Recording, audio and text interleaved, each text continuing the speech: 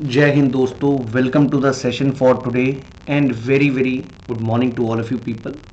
आज मैं आप लोगों के साथ एंटी डिफेक्शन लॉ, जो कि बार बार न्यूज़ में भी आ रहा है, I am going to discuss that in a very comprehensive manner for your CDS paper, for CFF paper और NDA पेपर और इवन सिविल सर्विसेज में इस पे क्वेश्चन आ जाते हैं एंटी डिफेक्शन लॉ पे।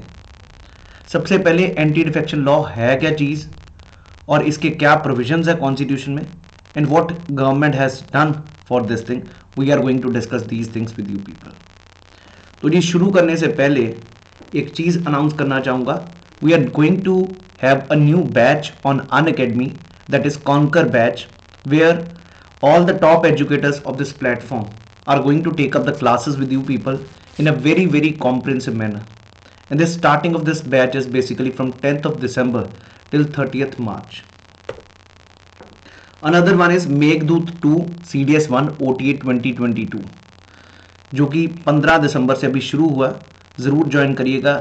इसमें मैं आप लोगों के साथ ज्योग्राफी डिस्कस करूंगा बहुत ही कॉम्प्रिहेंसिव वे में।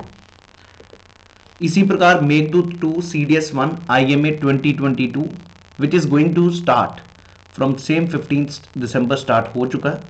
और अगर आप में से कोई भी ज्वाइन करना चाहता है, अनअकैडमी पे सब्सक्राइब करना चाहता है, this is the right time to join by using this referral code where you will be getting 10% extra off on the subscription. Iconic subscription जो कि 16 दिसंबर तक ऑफर था, this are offers are now not valid. So start करते हैं जी 10th schedule के बारे। सबसे पहले 10th शेड्यूल था क्या जी? 10th शेड्यूल हमारा 1985 में ऐड हुआ। It was added in 1985 during Rajiv Gandhi resign. Rajiv Gandhi as a prime minister थे उस समय एंटी डिफेक्शन लॉ इंट्रोड्यूस किया गया था और इसके लिए 52nd कॉन्स्टिट्यूशनल अमेंडमेंट पास की गई थी। जब 52nd कॉन्स्टिट्यूशनल अमेंडमेंट पास की गई थी तब ये शेड्यूल ऐड हुआ था जी। At that time this schedule was added under 10th schedule. तो ये याद करने का तरीका भी है जी, 5 इंटू 2 10, तो 10th शेड्यूल। इसमें डाला गया था एंटी डिफेक्शन। आम करके इसको हिंदी में कहते हैं आया राम गया राम। ये चक्कर गया था जी जिस समय देश में पॉलिटिक्स था जी, और काफ़ी होता गया था कि भाई एक पार्टी से दूसरी पार्टी में बंदे शिफ्ट होते रहते थे। They will join the other party where they are lured. उनको उधर ऑप्शन ज़्यादा मिल रही है, उनको पैसे का लोभ दिया जा रहा है, या कोई पोजीशन कोई मिनिस्ट्री का एक दिया जाता है झांसा ताकि वो दूसरी पार्टी में आ जाए। इस प्रकार क्या होगा, जो पहले सरकार है वो गिर जाएगी। सो बहुत ज़्यादा अनस्टेबिलिटी रहती थी डिफेक्शन के कारण। इसी डिफेक्शन को कर्ब करने के लिए सरकार ने एंटी डिफेक्शन एक्ट पास किया और इसको देखेंगे अभी क्या चीज़ थी। सबसे पहले याद रखिएगा, टू प्रिवेंट द इविल और mischief of the political defections motivated by the layer of office और मटेरियल बेनिफिट्स और अदर कंसिडरेशंस। इसकी इंटेंशन क्या जी? एक लाने का मेन उद्देश्य क्या था कि पार्लियामेंट्री डेमोक्रेसी स्ट्रेंथन हो सके। और ये जो प्रॉब्लम चल रहा है जहां पर खरीदना और बेचना चल रहा है, जिसको हम कह देते हैं नॉर्मली पॉलिटी में हॉर्स ट्रेडिंग, एक तरह का व्यापार चलता था कि भाई खरीद लिए जाएंगे MP और MLA। इस चीज को खत्म करना पड़ता। इसको ये भी कहा था first step towards cleaning up public life. तो ये भी याद रखिएगा जी। एडवांटेज क्या होगा इसका? एक ग्रेटर स्टेबिलिटी आएगी सरकार में, और दूसरा डेमोक्रेटिक रीअलाइनमेंट ऑफ पार्टीज, ताकि डेमोक्रेटिक एक प्रॉपर अलाइनमेंट हो लेजिस्लेचर में, ताकि जो भी पार्टी में जो जिधर जाना चाहता उस हिसाब से देखा जाए। ये कुछ बेनिफिट थे। अब आता क्या, डिफेक्शन होती कब है? ये जो 10th शेड्यूल में लिखा गया किस किस केस में ये डिफेक्शन होगी, मतलब डिफेक्शन कब मानी जाएगी। समझिए 4 पॉइंट्स हैं, बहुत इंटरेस्टिंग है।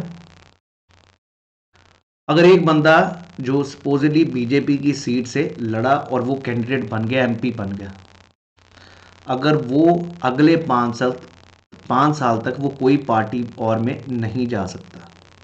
अगर वो पार्टी छोड़ता है तो उसको डिफेक्शन माना जाएगा। पहला पॉइंट क्लियर हो गया जी। अगर वो पार्टी छोड़ रहा है और मैं कांग्रेस को ज्वाइन कर रहा हूँ तो उस समय उसकी मेंबरशिप स्थगित हो जाएगी, कैंसिल हो जाएगी, डिस्क्वालीफाई हो जाएगा। दूसरा पॉइंट, अगर वो आदमी पार्टी के हेड ने कहा कि भाई वोट इस फेवर में करनी है और वो नहीं कर रहा, समझ आ रही बात जी? If the party is saying to vote in favour of that bill and that person is not accepting the command, तो उसमें भी डिफेक्शन माना जाएगा। ये बहुत ज़रूरी समझना। जैसे वो एब्सटेन फ्रॉम वोटिंग, वो वोट करने से या तो वोट ही ना करे, या अगर वोट करे तो ऑपोजिट वोट करे, जो सरकार उसकी गवर्नमेंट उसकी पार्टी ने कहा उसके विपरीत अगर वोट करे तो भी डिफेक्शन माना जाएगा। ये दो हो गए। तीसरा, अगर कोई इंडिपेंडेंट कैंडिडेट, जो इंडिपेंडेंट पार्टी अपनी खुद बनाई उसने और खुद खड़ा हुआ और जीता, वो किसी पार्टी को ज्वाइन नहीं कर सकता जी, ये भी डिफेक्शन में माना जाएगा। चौथा, अगर कोई कैंडिडेट जो नॉमिनेटेड मेंबर है, आपको याद होगा राज्यसभा में 12 नॉमिनेटेड मेंबर्स होते हैं, उनमें से अगर नॉमिनेटेड मेंबर में से या तो पहले 6 महीने में किसी पार्टी को ज्वाइन कर ले तो डिफेक्शन नहीं माना जाएगा। लेकिन अगर 6 महीने मेंबरशिप के बाद अगर वो किसी पार्टी को ज्वाइन कर रहा है तो उसको डिफेक्शन माना जाएगा। ये है जी हमारा anti defection law. Very simple, very logical, that is basically anti defection. ये 4 पॉइंट्स आपको दिखा देते हैं। समझ आ गया जी?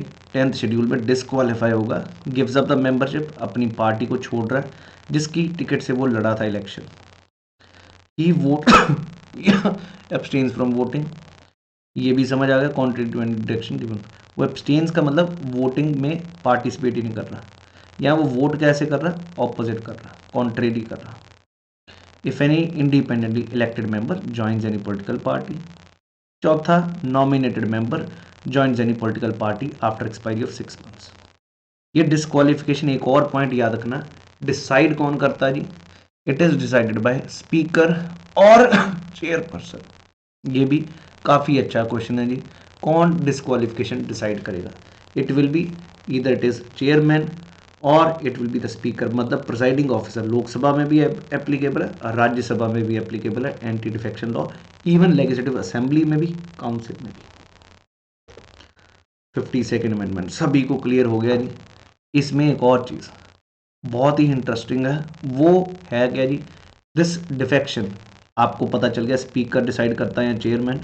इसके अगर डिसीजन का विरोध, मतलब जुडिशियल रिव्यू इज एप्लीकेबल, ये सुप्रीम कोर्ट ने 1992 में कहा था कि जुडिशियल रिव्यू भी इस पे एप्लीकेबल, मतलब जुडिशरी देख सकता है कि भाई ऐसा ना होगी स्पीकर जबरदस्ती कर रहा है, समझ गए जी? तो it is subject to judicial review.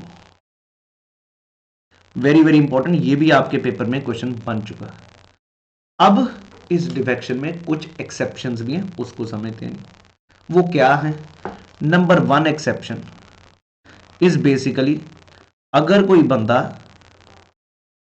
दो ही एक्सेप्शंस है, अगर कोई पार्टी दूसरी पार्टी में मर्ज हो रही है, मर्ज का मतलब वो पार्टी अपना छोड़ रही है, अब वो एक ही पार्टी बन जाएगी। गठबंधन नहीं, मैं कह रहा, please mind it, I am not saying coalition, I am saying that party is merging under one major party.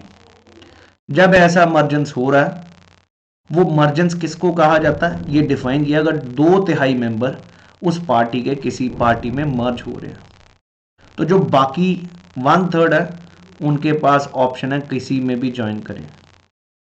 They will not be treated as defection if they are leaving the party and they are joining some other party।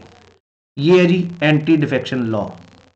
एक और चीज, जो speaker है, आपको पता वो normally जिस party की सरकार है उस बंदे वहां का स्पीकर बन जाता है, लेकिन जब ये स्पीकर की पोजीशन पे है तो तब तक वो पार्टी को छोड़ सकता है। He will be leaving the party, so that will not be considered as defection because he has to act neutrally। उसको प्रिजाइडिंग ऑफिसर है वो लोकसभा का, तो उसके ऊपर डिफेक्शन नहीं लगेगी। ये दो एक्सेप्शंस आशा है कि आपको समझ आ चुकी हैं। If a member goes out of his party as a result of merger of the party with another party, when 2/3 of the member of the house have gained such merger।